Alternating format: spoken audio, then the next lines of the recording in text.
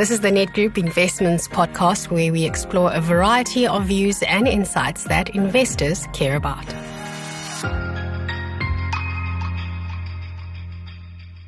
Welcome to the Nedgroup Investment Insights podcast. My name is Denver Keswell, Senior Legal Advisor at Nedgroup Investments. Today we're discussing tax-free investing as we gear up to celebrate a decade of tax-free investing in South Africa. Joining me is multi-manager fund manager Seugnet de Villiers to discuss what the purpose of tax-free investments, otherwise known as TFIs, are and what they can be used for, how to choose the right fund, and why it's never too late to start investing. Seugnet, let's dive in. What exactly is a tax-free investment account? Hi, Denver, and thanks so much for having this discussion with me today. Okay, so TFIs were designed to help South Africans grow their savings without having to pay tax on interest earned, dividends earned, or capital gains when they realize the capital gains out of that investment. Now, how it works is you can invest up to 36,000 Rand per year and 500,000 Rand over your lifetime in any fund or tax-free product of your choice. But investors need to know that withdrawals cannot be replaced. Once you've withdrawn assets, your 36,000 Rand and 500,000 Rand limits are still there. You can't replace a withdrawal. And then the other important thing to just remember is that if you exceed this annual limit, you will incur a 40% tax penalty on anything you over-contributed. And then the last thing that I just want to mention about the TFIs is that as a parent or a guardian, you can also invest on behalf of your minor child. But it's important here to just consider the fact that if you do this, firstly, it will eat into their annual and lifetime limits, the 36,000 and the 500,000. And also your child will have full access to this capital when they turn 18. So the makeup of a TFI as a long-term savings vehicle is quite interesting and positions them as one of the best ways to grow wealth. But when we think about savings, we often hear about short-term goals like vacations or gadgets. But TFIs are really designed for those bigger, long-term goals, right? Yeah, I would say ideally. TFIs are ideal for the long-term savings or investments because they grow tax-free over time. And you want to maximize this tax-free benefit for as long as you possibly can, especially on capital gains tax. And then once you withdraw, you can't replace it. So you really want to stretch the benefit as long as you can and only use it when it's absolutely necessary or for the right suitable reason. A great example or purpose of a tax-free could be for your now young child's future education, to use a part of it for your now young child's future education. Yes, imagine starting a TFI account when your child is very young. By the time they themselves get to university, they would have built up a significant tax-free nest egg. And it's not just education.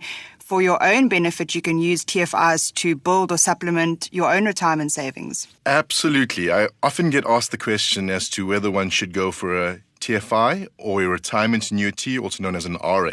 An RA is a really powerful retirement savings vehicle where you have the benefit of reducing your taxable income as your contributions are tax deductible. Like TFIs, the returns earned whilst invested are tax-free.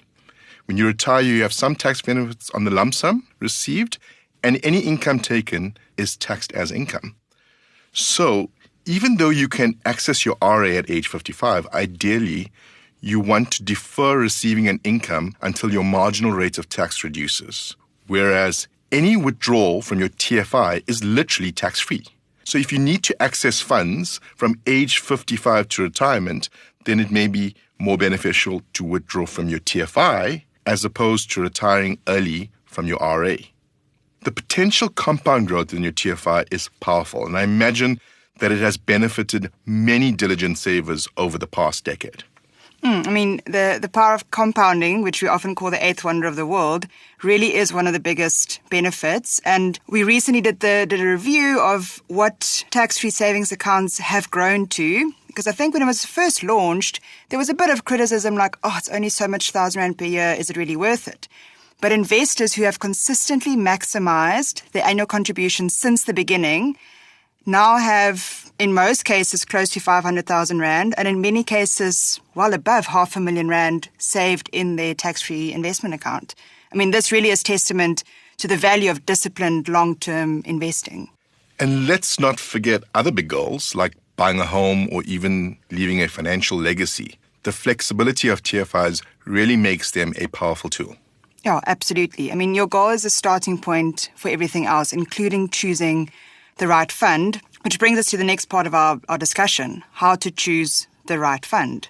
Absolutely. Choosing the right fund is an important part of the journey, and I know this question is top of mind for many investors, especially those who are just starting their journey. So once you've decided on your long-term investment goal, how do you figure out the right fund for your TFI? It starts with understanding the kind of investor you are. So ask yourself, am I comfortable taking risks for potentially higher returns, or do I prefer stability? That's where risk tolerance comes in, right? If you're comfortable with the up and downs of the market, and a high growth fund might be a good fit. But if you're more cautious, you might lean towards an income or multi-asset based fund. Exactly. And your time horizon is super important too. So if you're saving for 10 years or more, you can afford to take on more risk because market fluctuations tend to even out over time. If your goal is 10 years or more, what happens daily or monthly doesn't really matter. So even if you are more conservative, if you have time on your side, you really should consider taking on extra risk, as the extra growth potential over the long term is material. Okay. So once you know your risk tolerance and time horizon, what would be the next step to narrow it all down and make the right decision for you as an investor? I think it helps to understand the main fund categories. So what are your options? And let's go through them. There's 3 main categories. I've grouped them in. Firstly, you get income funds. These focus on generating consistent cash-like returns. They are lower risk and suitable for conservative investors, but it's not high growth. It's cash-like. It's cash plus 1% or maybe 2%. Then you go into the multi-asset fund category, where you've got a wide range of options to choose from. And these offer a mix of stability, so income assets, and growth, so equity and property. And these funds invest in a combination of, equity, bonds, and cash.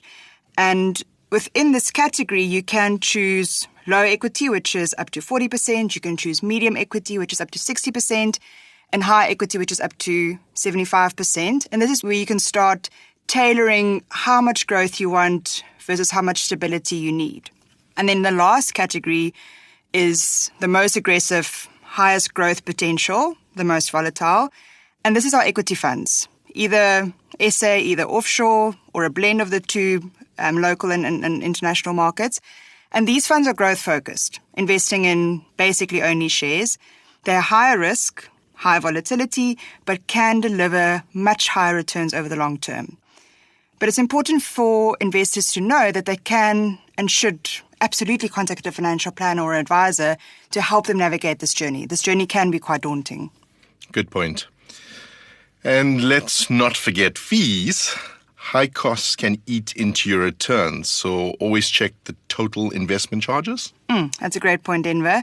And if you're unsure, again, financial planners can guide you to the right option, how to read the fact sheets, how to know what the charges are, and how to align the fund with your goals and your risk profile.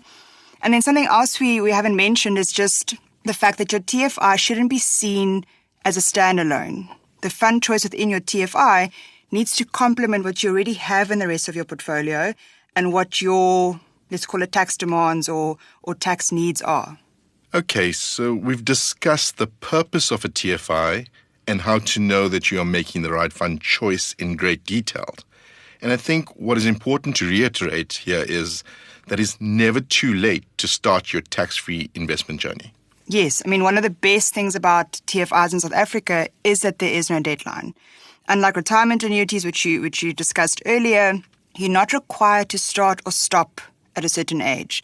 The only limits that are applicable are the annual and lifetime limits, as we mentioned at the start. That's right.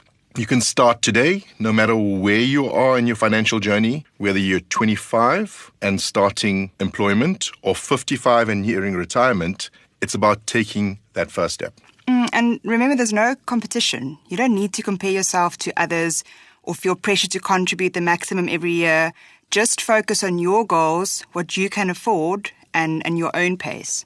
Ultimately, TFIs reward diligent savers and can benefit your entire family. You can even open a TFI account for your child, as mentioned earlier, and give them a head start toward their financial future.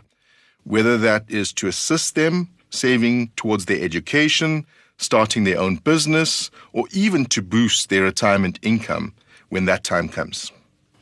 Yeah, I suppose as we're nearing the end, the question is, what's the key takeaway? I'd say start where you are. Contribute what you can and stay consistent, stay invested. Your future self will thank you. And if you have any questions, reach out to a financial planner. They're there to help you make the most of your investments. Thank you for listening to today's Investment Insights podcast. And Sune, as always, thank you for your valuable insights. Thank you, Denver, and thank you to our listeners. This podcast is for marketing information only. The information contained in the podcast or video was for information purposes and does not constitute advice, recommendation, or an offer or solicitation to purchase or sell any funds or strategies to any person in any jurisdiction in which the offer, recommendation, or solicitation to purchase would be unlawful.